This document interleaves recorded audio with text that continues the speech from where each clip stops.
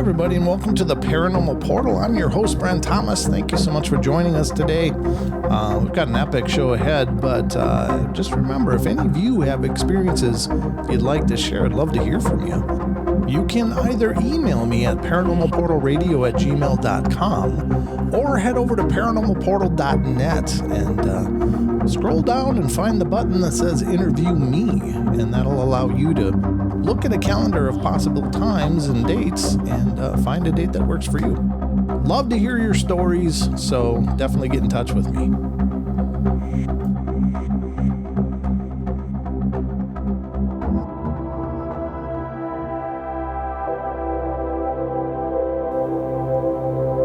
Hey everybody, and welcome to the Paranormal Portal. I'm your host, Brent Thomas, and thank you so much for joining us.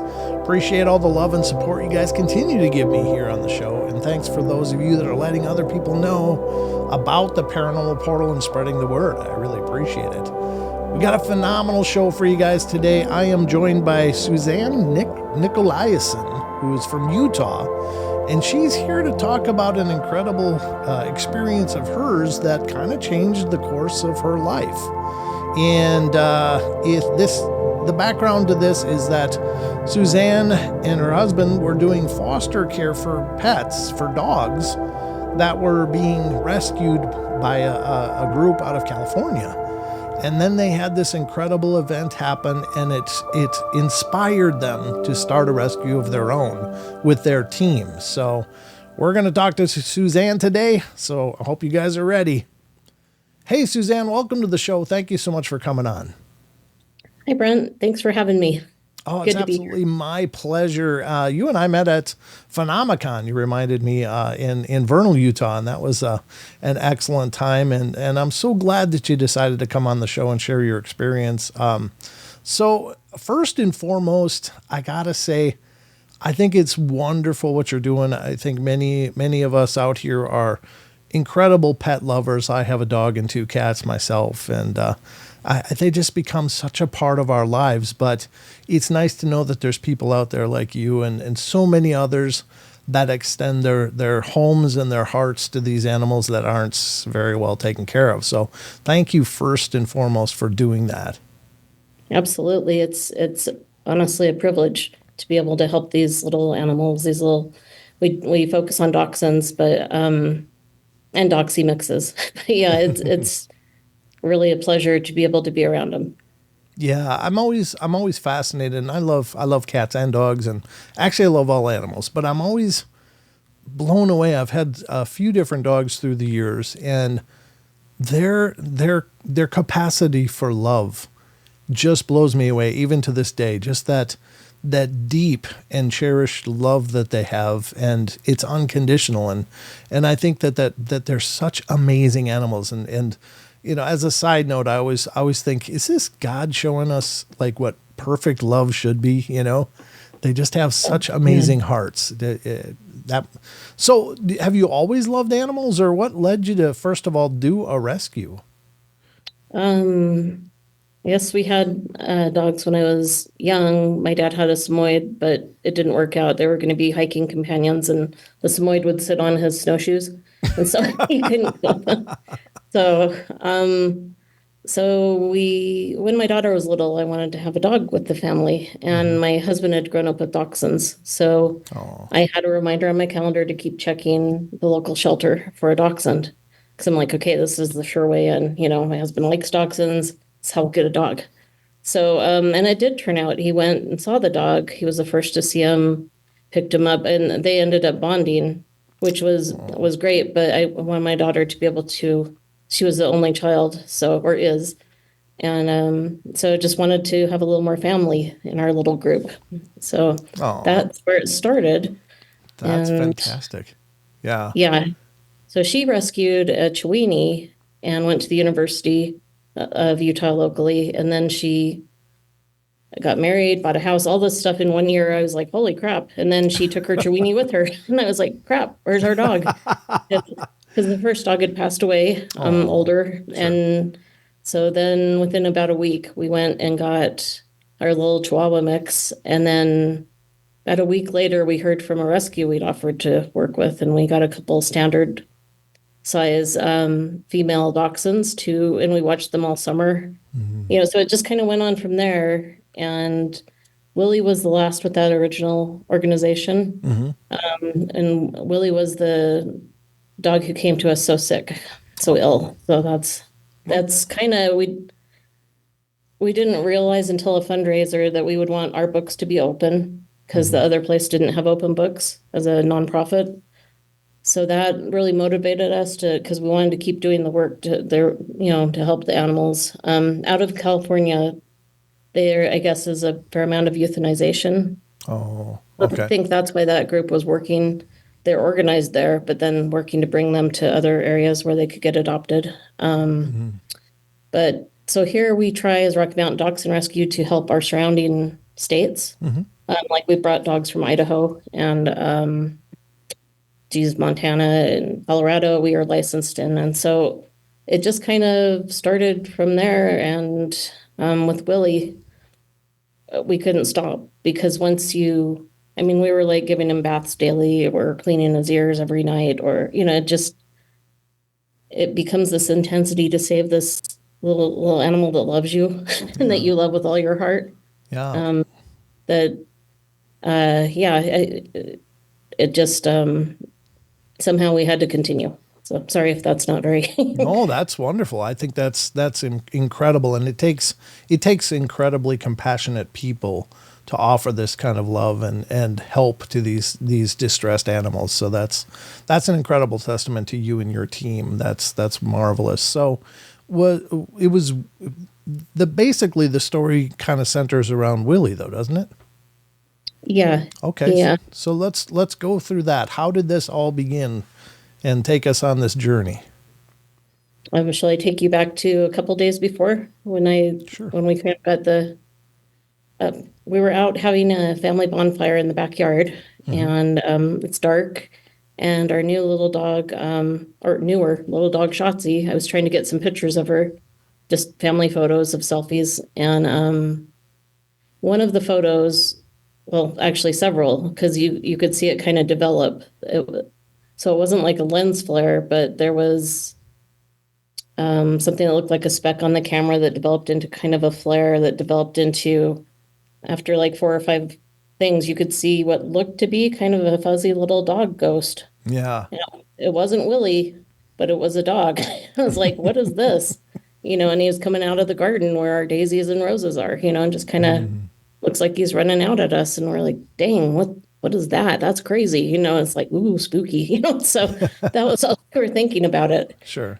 And then about 3 days later, we got a call to go pick up a dog from a hoarding situation. And we're like, okay. And it turned out there were 2 that were supposed to be bonded. One was a dachshund and one was a chihuahua. And so we went to the neighbor's house and picked them up. And we were stunned to see Willy. He was underweight, malnourished, no fur.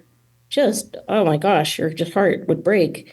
And he was in this huge kennel, like huge, like for a big dog. And he was way in the back, and he's they call him, I think it's tweenie or tween size dachshunds. They're standards. Okay. And I guess they're mini, but they're not like the little teeny tiny ones. They're just small dachshunds. Okay. And so he was small, and he's in this huge kennel in the dark. We couldn't see him. He's in the garage. We're like, what's going to come out at us, And it's this sweet little guy that's just hiding in the shadow. And so it was a matter of taking him home and just beginning from scratch and giving him a bath. And then it was dermatologists and vet visits and changing his food. And he was eating puppy food to try and get calories back into him, and lick mats. And so he had skin infections and ear infections. And they talked about taking out his ear canals at one point. Oh. But we tried to keep him we'll clean him. We'll just, every night, bedtime is, he gets a bath and cleaning, or every other night. So, so things started to clear up, and he I think had a good few months. He was 15 when he came to us, and I think he had a good amount of time where he was healthy again, and we could see him kind of scratching his back in the grass, and we're like, yes, that's, Yeah. that's what you want to see as a happy boy. And his fur came back, and I guess it was just kind of an incredible time. And our dachshund Shotzi, we have pictures of them snuggling. So it was, I don't know if you'd call them a bonded pair, but they made really fast friends. And I have a picture of him laying right by her with his eyes open. So he's just like, I have a friend that, and his Chihuahua supposed friend attacked him when they first got to us. We have it on our Nest camera. Yeah. So I was like, he's not a friend. So he got shipped out to another foster family that we know. Mm-hmm. So yeah, so they were, and we have pictures of all three of our dogs together, and they were just, good little buddies, while he was with us. He's a sweet, mellow, guy. Oh, that's wonderful. It's so incredibly powerful to bring about that change and to see them. I can't imagine, but just in hearing the way you're describing it, this poor thing came to you with a broken spirit and a broken heart, and to experience that healing and that rekindling of that life in him, that's so incredible. Wow. Yeah, to see him from his first picture to, like, I sent you a picture of him in a blue sweater with his eyes just kind of bright, and I'm like, yes, that's our Willy, So he had other health stuff going on, but he was doing pretty good. So that was fun to see. That is really cool. So where does the journey go from here then? Basically, Willie had a few months where he was healthy and good, and we'd take them all for walks and doing stuff, normal family stuff. And then he started, he had a couple full body seizures. He wasn't diagnosed as epileptic or anything, but they said maybe there's a tumor in his head. Maybe that, everybody's just kind of unsure. They gave us some medicine to give him that would stop the seizure when it was happening. Oh. Like once he was in the middle of it. So we're like, okay. Mm-hmm. So he only had a couple of those. And then within a couple months of that time, we think it was a stroke that he had. He had come in from outside and stopped in the hallway, and just everything kind of stopped working, bowels and sick, and just, so we wrapped him up and took him into the vet, and they're like, yeah, this is it. And so they put us in their side comfort room for families, and we said goodbye there. And it was just like, just so sad to say goodbye to him. Yeah. So we kept his ashes, and he's Willy Nikolaison, so he's, a family member. Yeah. So that's what happened there. And then in the next couple months, there were a couple things that were like, is that Willy? That happened that were like, I don't know. And my husband and I and our two dogs were out in the living room, and we're hanging out watching TV. And then we hear this shake, you can hear the little tags clink. Yeah. We hear it back in the bedroom, and we're like, what in the crap, And we've always called those the family tags, and it's like, okay, let's put family tags on, and then, make it a big deal. And so we heard them from the back bedroom, and that's where his bed was by the side of my bed. It was one of those puffy little comfort beds. Mm-hmm. And he spent a lot of time sleeping and recovering there. And so and he would shake when he'd get up, and, and it was just like, okay, I don't know. I know people say people can imagine things and whatever, but if so, we all did. So it's like, and that could be said for all of the paranormal, really. It's like, oh, how people imagine things. Sure. But do we imagine everything? I mean, okay, I'm willing to sign off and say, yeah, sometimes we can imagine things, but I know that I've seen and experienced things that there's no way I imagined, that they were just so larger than life and so surreal that that's what the paranormal is, is just these impossible things that are clearly possible. I think that's amazing, right? Yeah, totally.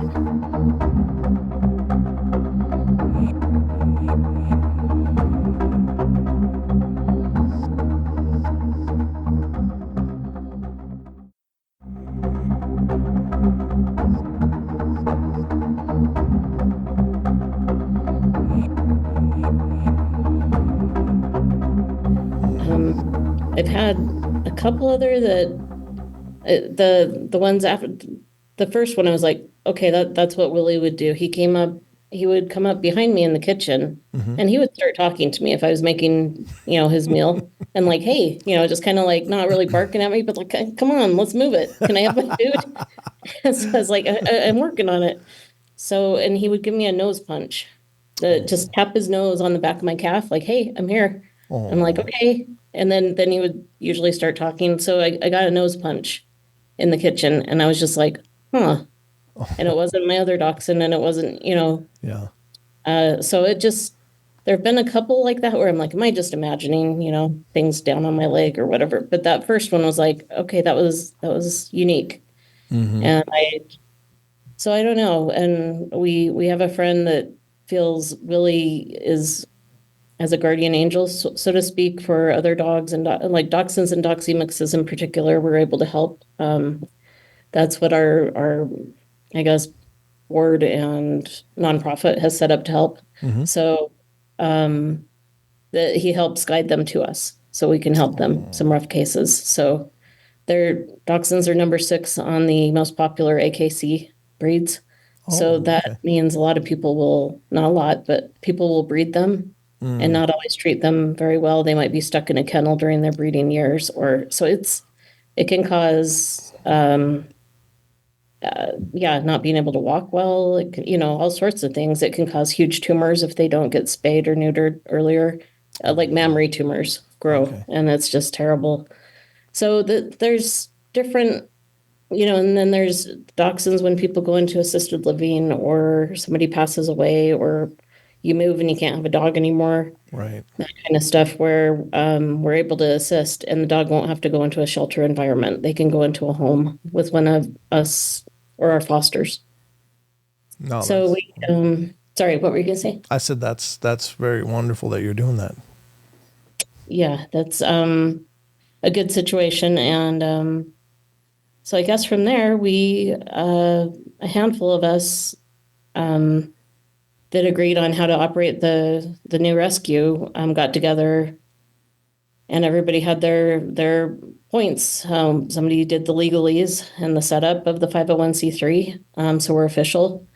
And 3 of us were on the board for the first 2 years. So this year I had moved out of office, but I was the president the first 3 years. And then, and I was not expecting that. I was like, I'm not a president, but you learn. So, but so we've helped over 50 dogs. I believe we're at 57 or 58 that are still with the rescue, but we've got about 50 of them on our alumni page that have been placed and put in homes. So it's been incredibly rewarding to help these dogs have a new stab at a happy forever family. That is so cool. I'm really glad that you're doing it. Again, I think it's an incredible testament to your capacity for love and caring and your team's capacity, because it can't be easy. I often think about the older pets and you see them at shelters and stuff. And of course, when people go out looking for pets, they're looking for the young little puppy or, the very young dog, because, it's a tough thing to say goodbye to these parts of our heart, and so I often, I guess, lament the fact that they're probably mostly older animals that are sitting there and will eventually be destroyed. And that's such a heartbreaker, but it's so encouraging to know that you guys are out there doing this. It's interesting to me what you're talking about, the nose bump and the shaking of the tags and stuff, because I have a theory that, and I don't know, it's only based on my own opinion or intuition or whatever, but I just think these pieces of our heart, these parts of our family, these beautiful animals, I think that when they pass, they might just stick with us. Like maybe they don't go home until we all go together, that kind of thing, like, or like you said, perhaps they take on a different kind of role and become like a spirit or a totem or something like that in our lives and help us on our journey. My mom had a Maltese, which is named Tucker. And I've told this story on my live shows several times, and perhaps even on the podcast here, so it might be redundant to some of the listeners. But every night, this dog would get into her bed. I mean, my mom and this beautiful dog were just inseparable. They were so bonded and so close. But every night she would go to bed. Come on, Tucker, it's time for bed. And he would jump up on her bed, and he had a ritual every night that he would kind of do like the poop circles, like when you take a dog out and they're smelling for just the right spot to do their business. That was his way of laying down. He would get up on the bed and he would do these circles and circles until he found just the right spot and then plop, and it was the nightly ritual. Well, he unfortunately got sick, had some kind of disease show up or malady. I don't remember what it was. But she says still to this day, she'll go to bed and lay down and suddenly feel the pitter-patter of those little feet doing circles on the empty part of the bed, and then just plop, like he found the spot, and like he's still there. And I think that it's very, very relevant what you're talking about with the nose bump, hearing the tags, because I think they might stick with us. And I guess it's speculation. I don't know what I'm asking you to weigh in on this, but can you? What do you think of that? Yeah, I mean, when it's like we spoke about, where I'm kind of doing my research on my own and different things and working with the dogs, a lot of it is done virtually on my phone or laptop. And then it's like, okay, action is you have to go get them and vet visits and sure.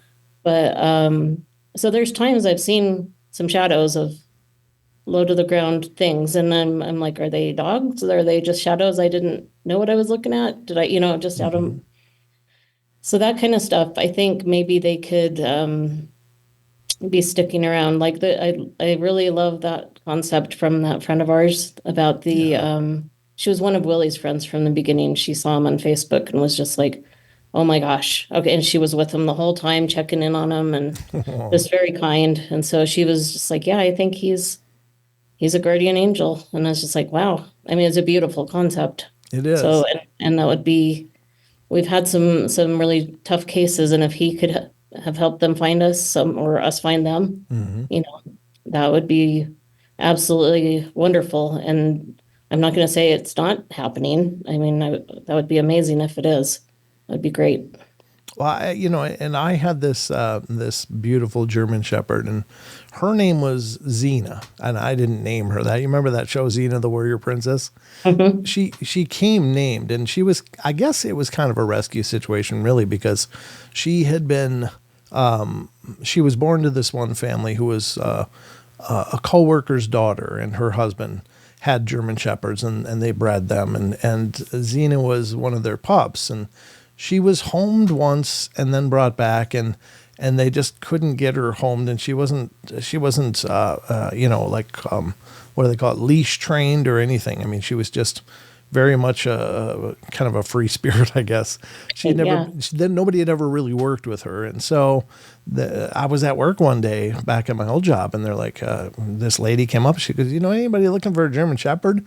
And for some odd reason, and I'd never entertained the thought at this time in my life, but I was like, yeah, I think I do. So the idea just came to me. And so I ended up going up with my brother and seeing this dog, and we brought her home, and it was really tragic. I think she was very, very mistreated, because for the first several days she wouldn't come near me in the house, and I put her on a leash, and as soon as I put her on a leash and even put any tension on it, she'd hit the ground and just, yipping and yelping and stuff. Mm-hmm. And so I don't know what happened to her, but she was just, I think, really mistreated. Well, then she started kind of letting me touch her. And then from there on, then she went, and she was a year old when I got her, but she went into this whole puppy phase. She started chewing on everything, and she, I had to potty train her basically because she wasn't potty trained. And so we had this rebirth, so to speak. And she became this amazingly loving, warm, tender dog, gentle spirit. but protective. And so it was this incredible relationship. And I only had my oldest son, Sheldon, at the time, but she became his nanny. Like if he cried and she heard it, she would come let me know. Like, she would look at me and then look at his room and stuff. And so until I got there. Well, we had this long journey through life with her, several years, but then she passed. She got old. She had hip dysplasia. She lived to 14.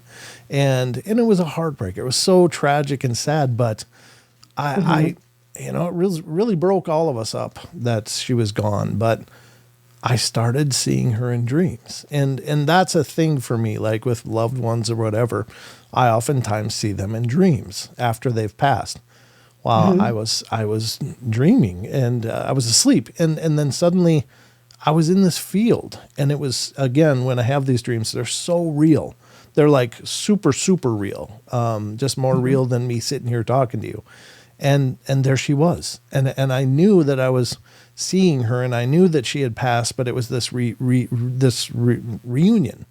And it was so beautiful and powerful, and I was hugging her and loving her, and she was licking me, and we were having this moment. And then it was weird. She looked at me and then looked back behind her in the emptiness of the field, and then looked at me and looked back, and then she started walking away. And I'm like, no, Zena, come on. I'm trying to call her, like, no, you can't leave. And I'm going to get emotional just saying this, but oh yeah, but she knew she had to go. But I just wasn't ready to let her go. And it was this amazing moment. But I think this was a real event. And I wonder, did you ever see Willy in your dreams or have any dreams like that? I don't remember my dreams very much, so I didn't have any dreams, but it kind of those out of the corner of my eyes things. Yeah. I would be walking down the hall where our hallway is fairly dark, with rooms off it. So, the little darker than dark stands out. Yes. And like little, because it's like over here at the base of the hall. I'm like, is that Willy? Sure. So, and that's kind of been on and off since he passed, just like once in a blue moon, that I might be like, was that? Or, and I a lot of times will write it off to imagination or just, it's just a shadow, or it's like a shadow of what? So,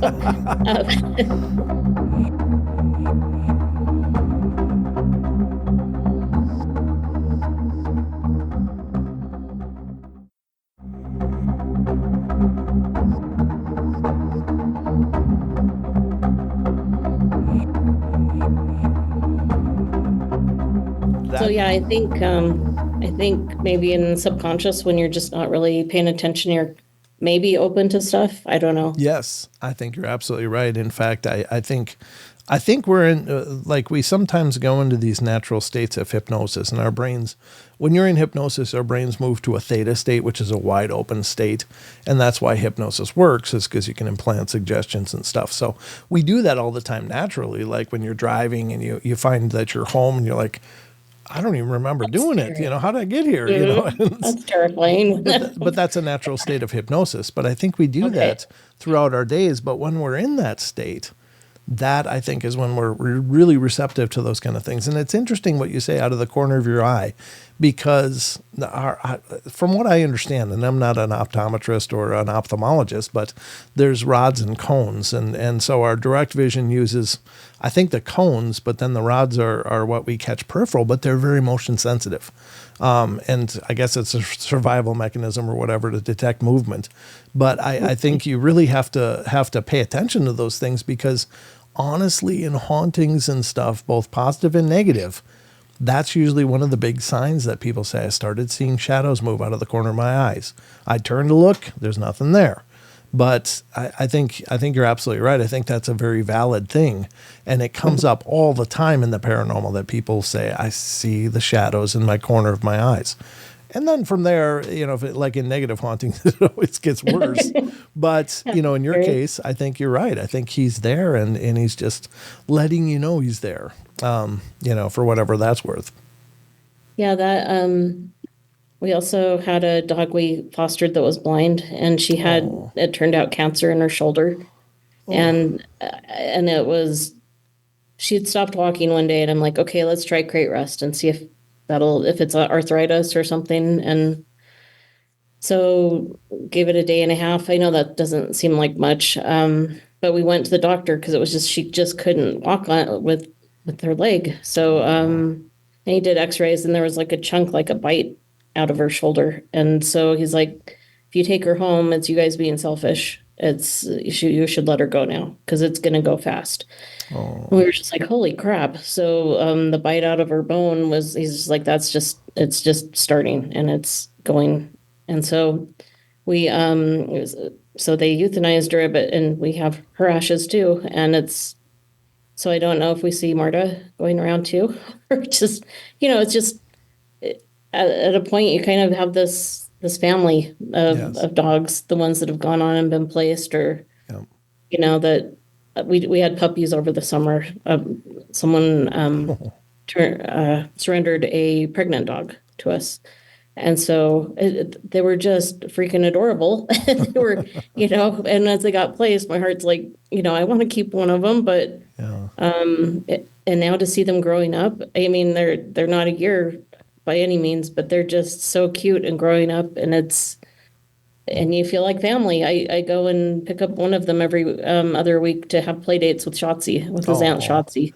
So it's like, it's just very cute, and it's yeah. So whether they stay around us after they're gone, I would hope so. People have, I mean, that love that we're able to connect right. seems so deep compared even sometimes to relationships with other humans. Because, Yes. like you said, an unconditional return of love to you, it's just like, oh, where do you get that? It's Yeah. like, Yeah. It seems like a perfect love.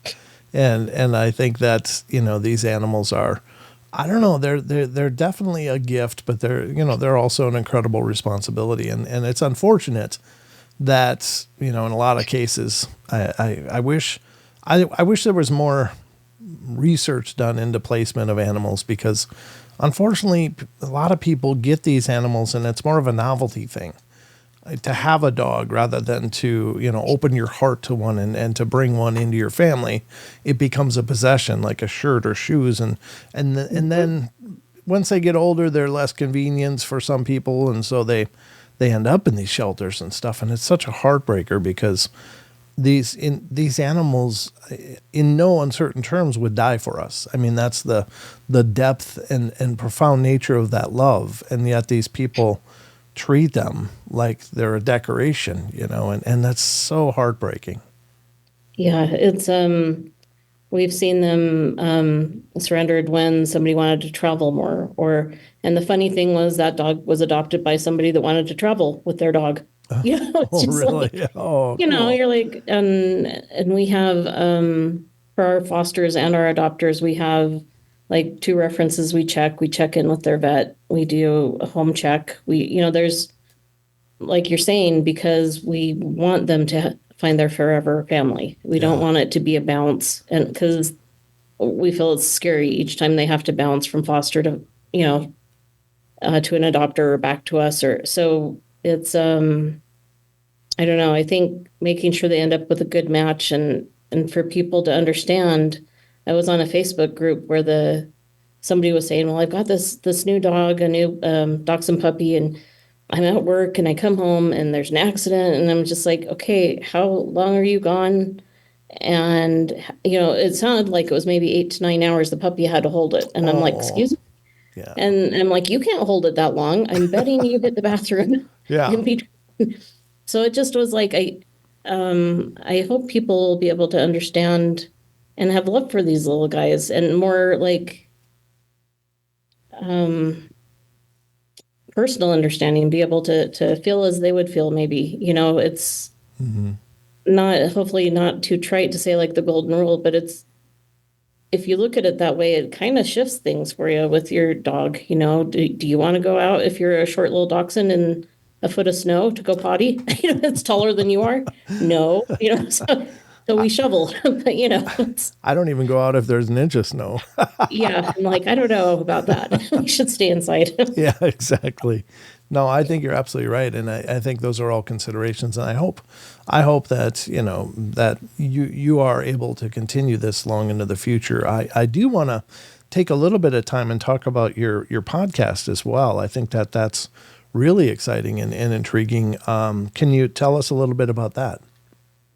Sure. It's called the Whispering Gallery, and it's a play on words, which I understand the Whispering Gallery is kind of like whispering and you can hear it wherever. Mm-hmm. But the way I was looking at it was telling spooky art stories in a gallery kind of thing. So it came from when I was finishing my illustration classes, and my one of my painting teachers had told us about a story in his home studio where he'd been oil painting, and there are rags that get some of these different mineral spirits and oil paints, and they're combustible.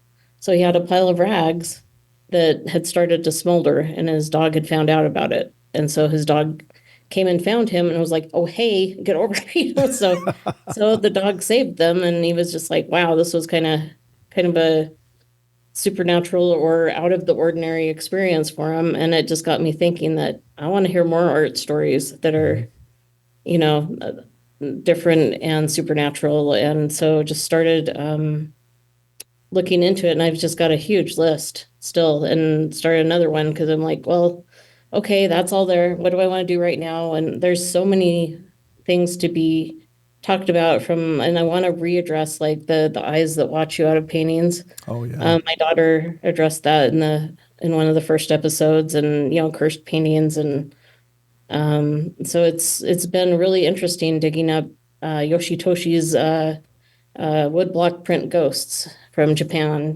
There's just a whole lot of stories that I've been able to uncover, and like there's the Kraken, and you've probably seen the picture of the octopus taking down the boat. It's Yeah. like print, and going into that and how intelligent the cephalopods are, and it's been an incredible journey of learning stuff, as well as learning about ghosts and artists like Monet. They said he showed up at one of the museums during the installation when they were putting together one of his shows. And I'm like, okay, maybe that's really cool. Yeah. And then by the end, I'm like, oh, marketing. So it was like a marketing stunt. And I was like, and it took me a while to figure it out. And I'm like, it's taking all this time researching, but it was cool to research Monet. But, Sure. so there's been a couple that got solved, but it's been kind of fascinating. So what about the cursed paintings? And I know of a few of them. I know there's one with like two children, and I don't remember the nature of it. And I think there's I've throughout the years I've stumbled onto several of those stories. But what do you think about that? Do you think that these paintings could actually have a curse attached to them? I guess possibly. I would want to do more, like I think I've heard you guys talking about and kind of like a more modern approach to stuff, getting data sets and starting to track, as you get things happening, or be able to find, because like one of them was houses would burn down. I think it was the Crying Child. Yes. Yes. So yeah. Yeah. And so I don't know if that is still considered to be happening, or if they destroyed or stored them and they're not. I'm not sure why we don't hear about it right now, or Yeah, or where it's set up, or they got really good sprinkler systems.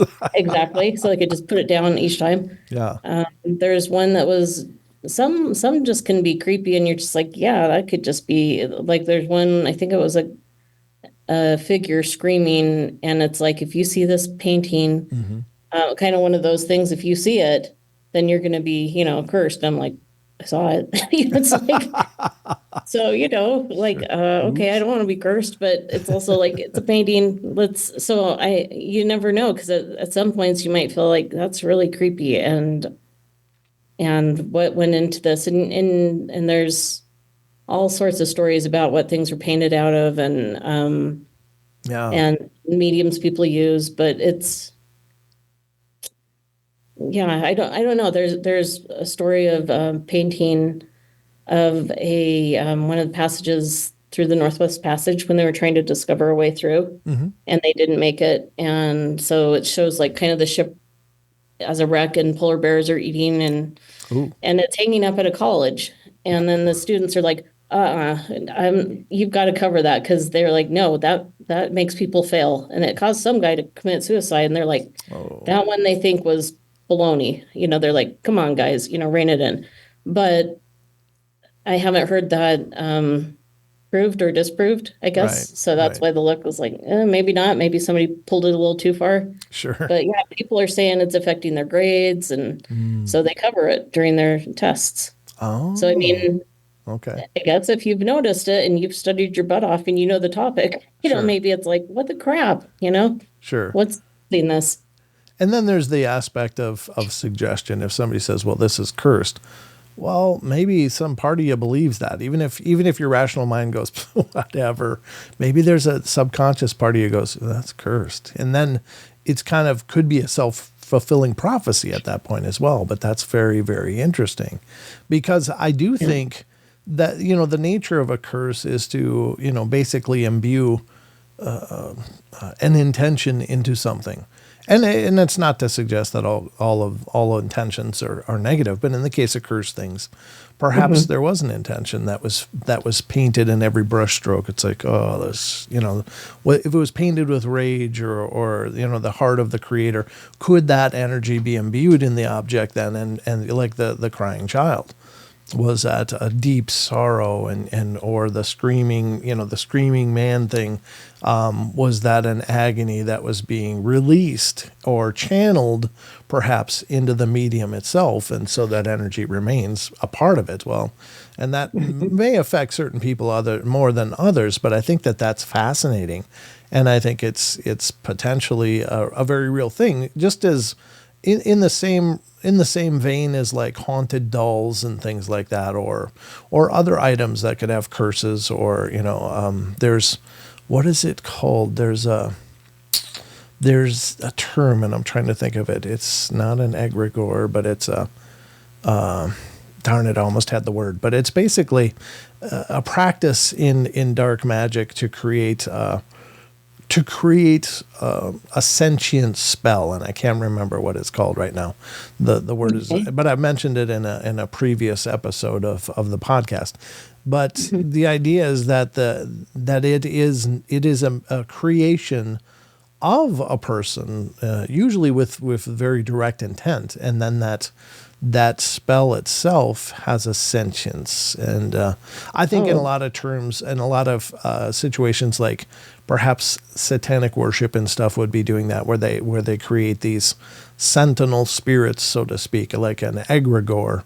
But it's I'm almost had the It's word. not like a golem, but it's like a separate. Right. It doesn't necessarily have a physical form, but it has an energy and an intelligence, and can be very potent and dangerous. And so I think that perhaps these cursed paintings may be inadvertently created, just due to the state of the artist or what they were going through, or maybe very intentionally created to cause problems for whatever reason.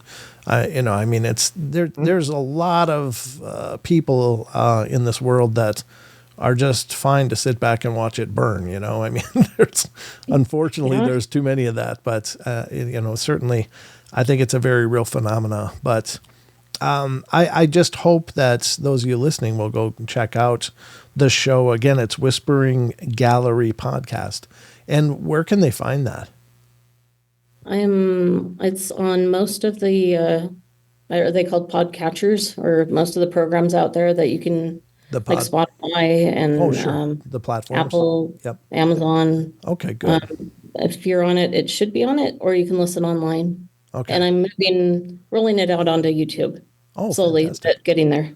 Good. And with your nonprofit, to help you out, if any of our listeners want to help, how can they do that? How can they send donations or whatever to what you're doing? It's RMDR, as in Rocky Mountain Dachsund Rescue, .org. MDR. Or you can spell it out, or you can make it small, like the RMDR. Okay. And that's where you can go. We're on Facebook and TikTok, and I guess you can donate. We do that through Venmo, PayPal. Zephy does credit cards, and we also, if people want to volunteer or foster or adopt, you can find links on our website and to our applications. And you can also volunteer, like we have a transportation thing coming up where we're helping Midwest Dachshund Rescue out of Nebraska. And my husband and I are taking the Salt Lake to Boise journey for this dog that has, is that hydrocephalus? It's Sure. the swollen head. Yep. So the dog needs to make it to Bend, Oregon. So we're each, they're trying to find volunteers along the way to make the journey so that not one person has to do all the mileage.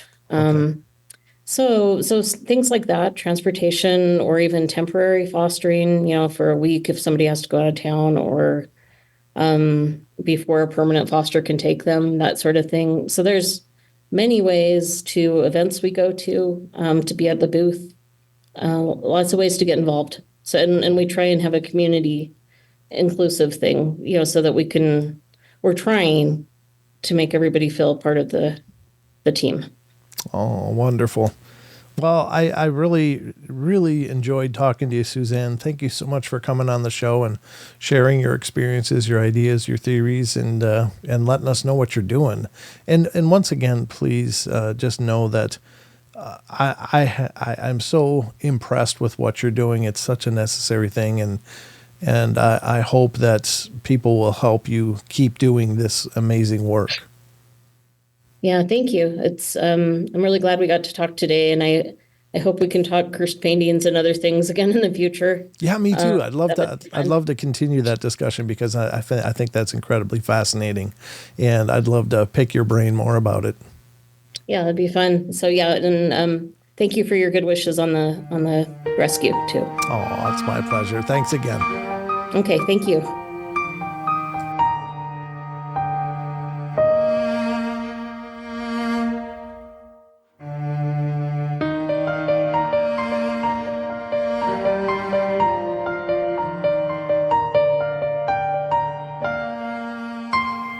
All right, everybody, that's going to wrap it up for us today. So hope you guys enjoyed the show, and thank you again so much for all your love and support. And remember, if you want to follow the Paranormal Portal, probably the easiest way is to head over to paranormalportal.net. And that's the homepage for the Paranormal Portal. And you'll find links to all of our different social media and sites and information about the shows, including our YouTube channel, which is youtube.com/paranormalportal.